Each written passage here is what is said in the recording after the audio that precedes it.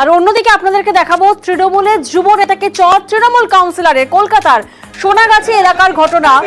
দেখুন, তৃণমূলের যুব নেতা কেদার দাস চর মারছেন সুনন্দা, অর্থাৎ যে কাউন্সিলর।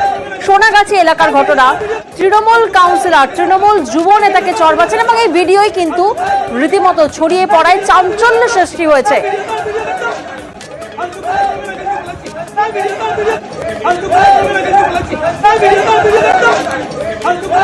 প্রতিনিধি আবির এই মুহূর্তে আমাদের সঙ্গে রয়েছেন, সরাসরি আবিরের থেকে একটু জানার চেষ্টা করব। আবির, তৃণমূল যুব নেতাকে চর মারছে তৃণমূল কাউন্সিলর এভাবে প্রকাশ্যে, এ হেন গন্ডগোলের সূত্রপাত কোথা থেকে?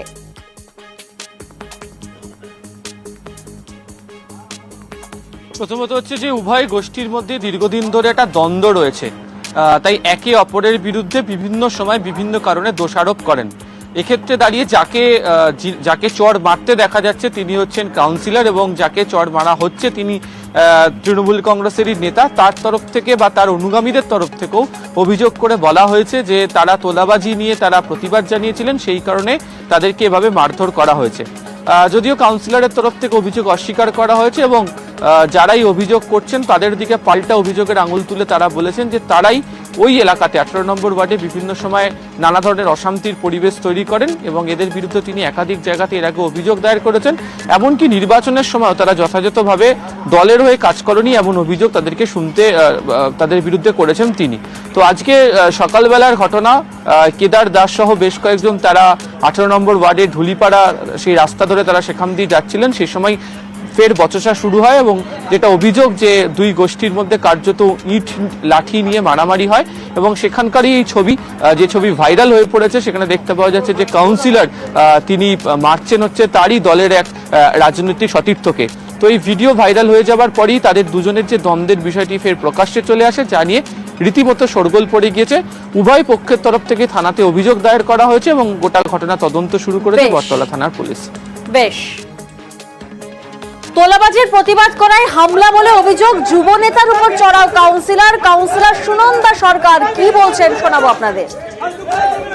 চিকু, নিট্টু, যাকে ছবিতে দেখছেন কেদার দাস, অর্গানাইজ ভাবে এরা তোলাবাজি করে। এরা এখানে বসে ছিনতাই করায় শেতলা মন্দিরে।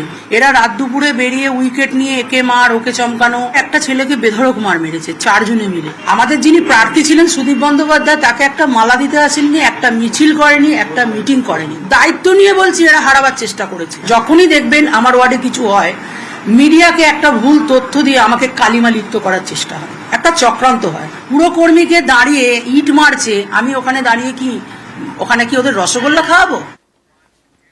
এই ভিডিও প্রকাশ্যে আসার পরে উত্তেজনা ছড়ায় বটতলা থানার সামনে। বিক্ষোভ তৃণমূল কর্মীদের একাংশের কলকাতার 18 নম্বর ওয়ার্ডের কাউন্সিলর সুনন্দা সরকারের বিরুদ্ধে স্লোগান।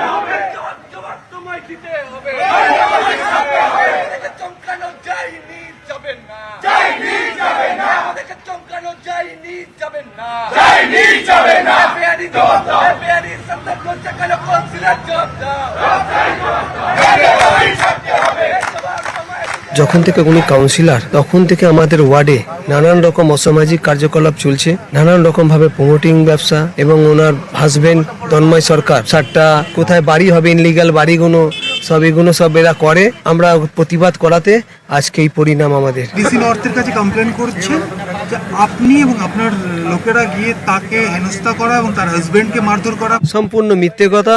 ওনার নিজেরা এসে আমাদের পাড়াতে এসে এই জিনিসটাকে ঘটিয়েছে। কতদিন এভাবে চলবে আমাদের ওয়ার্ডে? আমরা না এলে এবার নেতৃত্বকে আবার জানাবো, না হলে আমরা সম্পূর্ণ সবাই আমরা বসে যাব। আর কুণাল ঘোষ তিনি বলছেন এই ভিডিওর সত্যতা তিনি দেখেননি, কিন্তু দলীয় নেতৃত্ব বিচার করবে। আমি এই ভিডিওর সত্যতা খতিয়ে দেখিনি, কিন্তু ভিডিওটি এসেছে, কি বিষয় সেটাও জানি না, দলীয় নেতৃত্ব দেখবেন। তবে যারাই শুধু জনপ্রতিনিধি নন, তাদের তো দায়িত্ব আরও বেশি। যারা সিনিয়র নেতৃত্ব, তাদের এই প্রকাশ্য আচরণ এগুলো অনেক বেশি সংযত হওয়া উচিত। যদি কোনো কর্মী কোনো অন্যায় কাজও করে থাকেন, সেক্ষেত্রে প্রকাশ্যে তাকে মারা হবে, এই ধরনের ভিডিও, এই ধরনের দৃশ্য, এটা ঠিক নয়, অবাঞ্ছিত দৃশ্য, অবাঞ্ছিত ঘটনা।